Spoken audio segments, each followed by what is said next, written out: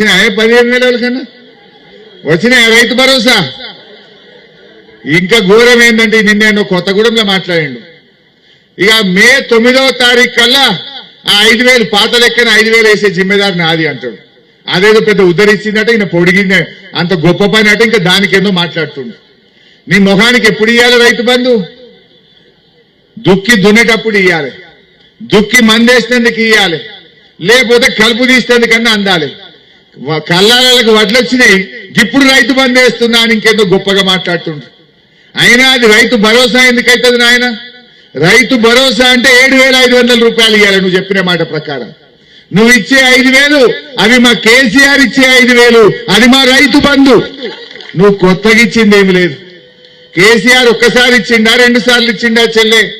11 సార్లు ఇచ్చిండు. 72,000 కోట్ల రూపాయలు రైతు బంధు కింద 11 సార్లు ఇచ్చిండు మన కేసీఆర్. అరే కరోనా వచ్చినప్పుడు వరుసగా 2 ఏళ్లు కరోనా వచ్చింది.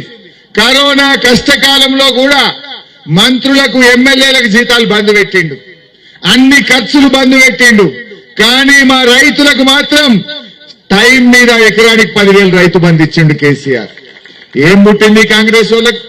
5 నెలలైనా రైతు బంధు చేత గాని ఈ దద్దమ్మ కాంగ్రెస్ పార్టీకి ఓటేయాలన్నా మనం? ఏం చేసింది?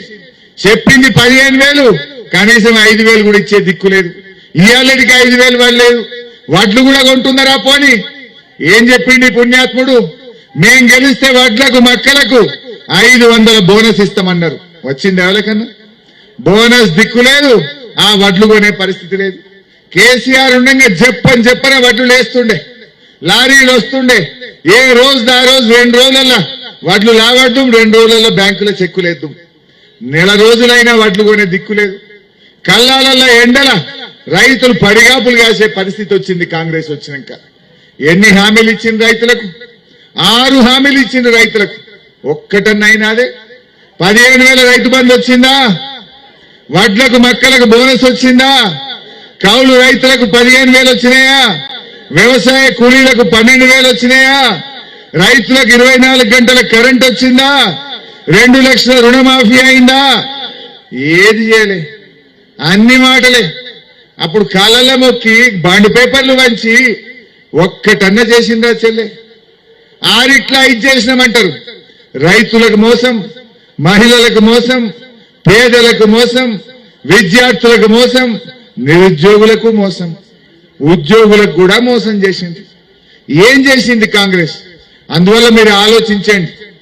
మళ్ళా తప్పిపోయి గిట్ట కాంగ్రెస్ కోటేస్తే వాళ్ళ అబద్ధాలను ఆమోదించినట్టయితది, వాళ్ళ మోసాలకు సర్దిగట్టినట్టయితది. ఇవన్నీ అమలు కావాలంటే మనం కాంగ్రెస్ వాళ్ళకు సురుకు పెట్టండి. అవన్నీ ఎట్లా అమలు కావో రేపు అసెంబ్లీలో మీకోసం కొట్లాడతాం. లేకపోతే ఏమంటారు వాళ్ళు? ఏమంటారు రేవంత్ రెడ్డి? నేను 2 లక్షల రుణమాఫీ ఎగ్గొట్టినా, ఆడోళ్ళకి 2,500 ఎగ్గొట్టినా, ముసలోళ్ళకు 4,000 ఎగ్గొట్టినా, తులం బంగారం అని మోసం చేసిన, సర్కారు దవాఖానలో కేసీఆర్ కిట్ బంద్ పెట్టినా, మంచినీళ్లు చక్కగియ్యలే, కరెంటు చక్కగియ్యలే, అయినా నాకే ఓట్లేసిందయ్యా. ఏం మాట్లాడతావు హరీష్ రావు నన్ను అనడా? నేను ఆయనను గట్టిగా మెడలు వంచి అడగాలంటే, బిడ్డ ఇగో మా చందుర్తి కాడ నీకు సురుకు పెట్టిన నాయన, ఇప్పటికన్నా కన్ను వెరువు ఇస్తావా అయ్యవా అని బల్ల గుద్ది అడుగుతా. గా బలం ఇయ్యండి, ప్రశ్నించే గొంతును గెలిపియండి. ఈ కాంగ్రెస్ పార్టీ అబద్ధాలతో మాయ మాటలతో అధికారంలోకి వచ్చింది. ఒక విషయం ఆలోచించండి. ఇక్కడ బీడీలు చేసే అక్కచెల్లెలు చాలా మంది ఉంటారు.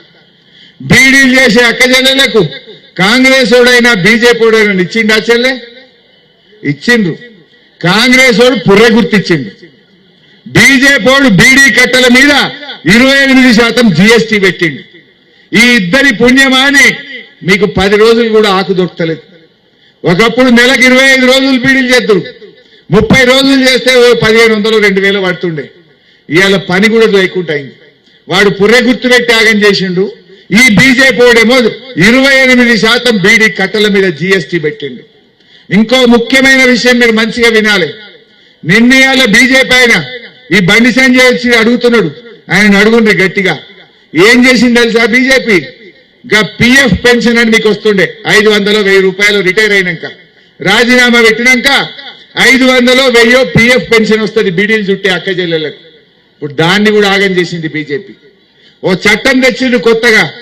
ఏందట, 30 ఏళ్లు బీడీలు చుడితే మీకు పిఎఫ్ పెన్షన్ ఇస్తారట. 30 ఏళ్లు చుడతా మా శాతం అవుతుందా? నడుమిట్ల రాజీనామా పెట్టినా, ఆరోగ్యం దెబ్బతిన్నా మనకు ఈ పిఎఫ్ పెన్షన్ రాకుండా చేసింది బీజేపీ.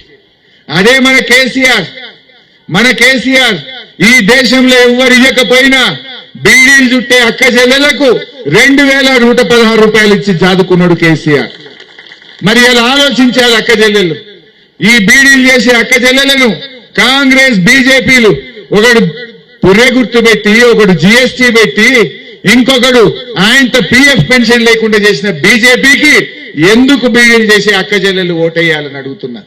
అదే కేసీఆర్ 2016 ఇచ్చిండు, మళ్ళా గెలిస్తే 5016 రూపాయలు చేస్తా అనుకున్నాడు. కానీ మనకు అవకాశం రాలే.